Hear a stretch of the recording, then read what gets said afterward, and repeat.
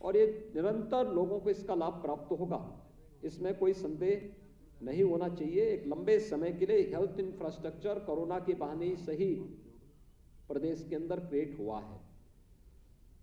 उत्तर प्रदेश, जिससे लोग ये उम्मीद पहले नहीं करते थे कि उत्तर प्रदेश इतना बेहतर रिजल्ट दे पाएगा, आज धीरे धीरे हर एक फील्ड में हम लोगों ने बेहतर परिणाम दिए हैं।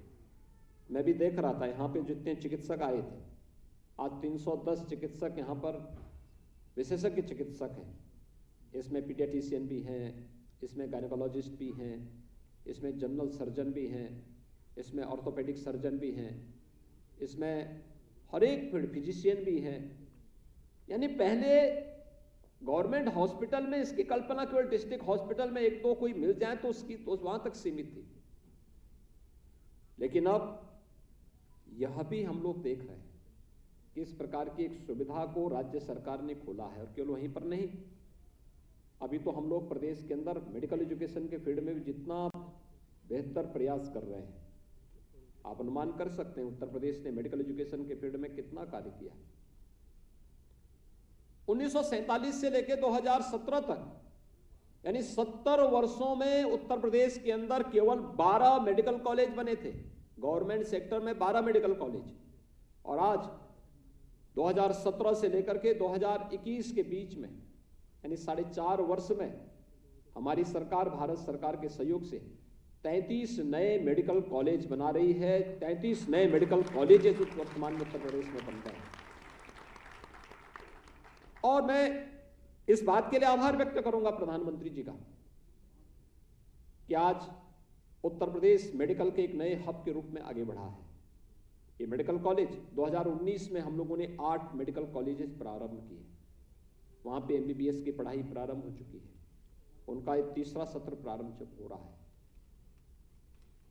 इस सत्र में हम लोग 9 नए मेडिकल कॉलेजेस प्रारंभ कर रहे हैं। अभी हाल ही में सिद्धार्थनगर से प्रधानमंत्री जी ने उन 9 मेडिकल कॉलेजेस को शुभारंभ किया। नए सत्र के लिए एनएमसी से उनकी परमिशन लेकर के उसको आगे बढ़ाने की कार्रवाई की है। हमारे शेष 17-18 नए मेडिकल कॉलेजेस बन रहे हैं।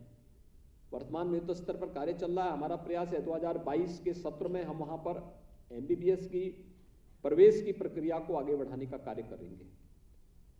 मुझे याद है जब मैं देवरिया गया था, देवरिया का मेडिकल कॉलेज भी इस सत्र में प्रवेश के लिए प्रारंभ हो चुका है, उसकी परमिशन मिल चुकी है। तो मैंने उस समय वहां पूछा, मैंने कहा भी डिस्ट्रिक्ट हॉस्पिटल को लेकर के हम मेडिकल कॉलेज बना रहे हैं, मेडिकल कॉलेज की अपनी बिल्डिंग बन चुकी है, हॉस्पिटल डिस्ट्रिक्ट हॉस्पिटल का है, फैकल्टी कम दिखाई जा रही है। एनएमसी की टीम आई, उन्होंने कहा फैकल्टी कम है। तो मैंने कहा जो हमारे विशेषज्ञ चिकित्सक तैनात हैं ये लोग कहाँ हैं? तो कहा गया साहब यहाँ पे तो मेडिकल कॉलेज, यहाँ पे डिस्ट्रिक्ट हॉस्पिटल में विशेषज्ञ चिकित्सकों की तैनाती नहीं होती। तो मैंने कहा फिर कहाँ तैनाती होती है? उनकी गिनती नहीं थी। फिर हम लोगों ने अपनी पॉलिसी में संशोधन किया और आज उसका परिणाम है कि उत्तर प्रदेश लोक सेवा आयोग ने बड़े पैमाने पर ये नियुक्ति की प्रक्रिया को समयबद्ध ढंग से आगे बढ़ाते हुए विशेषज्ञ चिकित्सकों को भी आगे बढ़ाने का कार्य किया। ये न केवल चिकित्सा स्वास्थ्य के लिए बल्कि प्रदेश के अंदर जो नए मेडिकल कॉलेजेस बन रहे हैं, क्योंकि अभी हम लोग प्रदेश के अंदर 59 जनपदों में एक मेडिकल कॉलेज देने में सफल हैं गवर्नमेंट सेक्टर के। 16 जनपद अभी हमारे बचे हुए थे। इन 16 जनपदों के लिए भी हम लोगों ने पीपीपी मोड पर एक नया व्यवस्था वहां पे लागू की है कि वहां पर भी हम एक नया मेडिकल कॉलेज बनाएंगे और वहां पर पीपीपी मोड पर हमारे मेडिकल कॉलेज बनने की प्रक्रिया तेजी के साथ आगे बढ़ी है। हमारा ये मानना है, एनएमसी ने इस बात की सहमति दी है कि अगर विशेषज्ञ चिकित्सक है और वह नया बनने वाला प्रधानमंत्री स्वास्थ्य सुरक्षा योजना के अंतर्गत कोई मेडिकल कॉलेज बनता है, शासन की पॉलिसी का पार्ट है, तो इन्हें फैकल्टी के रूप में भी आप वहां पर नामित कर सकते हैं। और इस दृष्टि से मुझे लगता है कि आप में से बहुत सारे लोग बनने वाले मेडिकल कॉलेजेस में फैकल्टी के रूप में भी बाद में वहां पर उपयोगी साबित हो सकते हैं। न केवल उसमें आपके कैरियर की दृष्टि से बहुत महत्वपूर्ण होगा, बल्कि आपको यहाँ पर विशेषज्ञ चिकित्सक के रूप में नियुक्ति देते समय एक सामान्य एमबीबीएस चिकित्सक की तुलना में एक ग्रेड ऊपर पहले से दिया गया है। और धीरे धीरे करके आपके लिए आगे बढ़ने की ढेर सारी संभावनाओं को इसके माध्यम से आगे बढ़ाने में मदद मिलेगी। आज के इस अवसर पर जब आप सबको उत्तर प्रदेश की नई पॉलिसी के तहत विशेषज्ञ चिकित्सकों की तैनाती का कार्यक्रम यहां पर हो रहा है, मैं इस अवसर पर आप सबको हृदय से बधाई देता हूं। चिकित्सा स्वास्थ्य के इस विभाग में शामिल होने के लिए, जहां पर चिकित्सा स्वास्थ्य पूरी मजबूती के साथ प्रदेश के अंदर बेहतर स्वास्थ्य सुविधा प्रत्येक नागरिक को उपलब्ध कराने की अपनी प्रतिबद्धता के लिए कार्य कर रहा है, इस बड़े परिवार के साथ आप जोड़ने के लिए आए हैं। मैं आपका अभिनंदन करूंगा, आप सबसे उम्मीद करूंगा। आपने देखा होगा कि आपकी प्रायोरिटी को सरकार ने ध्यान में रख करके नियुक्ति की प्रक्रिया हो या फिर तैनाती की प्रक्रिया, उसका पूरा ध्यान दिया है, हर एक स्तर पर उसको सम्मान किया है। आप जा रहे हैं, जिस फील्ड में आप जा रहे हैं, आपका वास्ता पड़ेगा समाज के अंतिम पायदान पर बैठे हुए व्यक्ति से, और मुझे लगता है कि उस व्यक्ति की दुआ आपके लिए बहुत महत्वपूर्ण होगी। अगर आप उसकी दुआ ले पाएंगे तो मुझे लगता है कि आपके कैरियर के लिए बहुत महत्वपूर्ण साबित हो सकता है, और आपको करना चाहिए। उन्हें कहीं भी आपके कार्य से निराशा न हो। मैंने इस बात को देखा है, मैं यहां पे भी देख रहा था, जो डॉक्टर आए इसमें तो गोरखपुर के लोग ज्यादा आए हैं चुनाव उसमें चयन होकर के, और उनका चयन ज्यादा हुआ है, वो सभी जनपदों में जा रहे हैं। गोरखपुर से ही जो जने हैं, कुशीनगर में भी उनकी नियुक्ति हुई है, महाराजगंज में भी, सिद्धार्थनगर में भी, संत कबीर नगर में भी, बस्ती में भी, बहराइच में भी।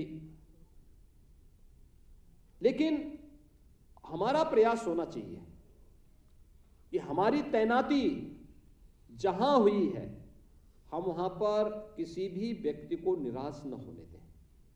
याद रखना, डॉक्टर जितना अधिक पेशेंट देखेगा, संख्या सीमित मत रखिए, आपके पास एक नया एक्सपीरियंस आएगा, एक नया अनुभव, आपको प्रत्येक मरीज में एक नया अनुभव देखने का अवसर प्राप्त होगा, एक नया अनुभव देखने को प्राप्त होगा, और उस अनुभव का लाभ लेने की आवश्यकता है। दूसरा, हमारी एक आदत खराब हो जाती है कि एक बार सरकारी नौकरी मिल गई तो उसके बाद फिर ना आगे की संभावनाओं को रोक देते हैं, और खासतौर पर प्राइवेट सेक्टर के जो हमारे चिकित्सक हैं वो उस फील्ड में काम ही नहीं करते। फिर यद्यपि समय समय पर आपकी CME होती रहती हैं, रिफ्रेशर कोर्सेज होते रहते हैं, प्राइवेट सेक्टर से भी गवर्नमेंट सेक्टर से भी इस प्रकार की आयोजन होते हैं। अगर चिकित्सक अपडेट नहीं है तो वह नई चुनौतियों के अनुरूप अपने आप को तैयार नहीं कर पाएगा, आम जन के विश्वास को अपने साथ नहीं जोड़ पाएगा, और अगर विश्वास नहीं जुड़ा है तो दुआ नहीं बद्दुआ ज्यादा लगती है। व्यक्ति सर्विस इसलिए करता है, किसी फील्ड सेवा के फील्ड में इसलिए आता है कि हम लोगों की दुआओं को अपने साथ जोड़ सके, आम जनमानस की, बनता नहीं, जनता जनार्दन का आशीर्वाद किस रूप में लगे, उसको अपने साथ आधिकारिक रूप में जोड़ सके और उसके लिए तैयार कर सके। और मुझे लगता है कि आपके लिए जिस फील्ड में आप काम कर रहे हैं, हर एक केस पर अपने लिए एक नया रिसर्च पेपर लिखने की व्यापक संभावना होती है। देखिए, मैं आपको बताऊंगा कि मैं चिकित्सक नहीं, और चिकित्सक नहीं था, लेकिन मैंने इस बात को महसूस किया गोरखपुर में। बीआरडी मेडिकल कॉलेज का मैं अक्सर भ्रमण करता था इंसेफ्लाइटिस के मरीजों के कारण। मैंने वहां पर अपनी आंखों से मरीज को भर्ती होते हुए देखा है, वहां पर उन लोगों को मेडिकल कॉलेज से जाते हुए भी देखा है, स्वस्थ होते हुए भी देखा है, अच्छे और बुरे परिणाम को बहुत नजदीक से मैंने देखा है। और फिर वहां पे जो कमियां होती थी, उसी कमी को ध्यान में रख करके मैंने अपने स्वयं मंदिर कैंपस में एक हॉस्पिटल स्वयं प्रारंभ किया। जो सरकारी सेक्टर में उस समय सरकारें विरोध की थी तो विरोधी सरकारें नहीं करती थी, तो जो कमी वहां बाहर थी उस कमी को दूर करने के लिए फिर हम लोगों ने एक अपना ट्रस्ट की तरफ से एक हॉस्पिटल प्रारंभ किया। और मैं प्रयास करता था, एक एक बेड में मरीज को स्वयं जाके देखता था, सप्ताह में 2 दिन 3 दिन जाके देखता था।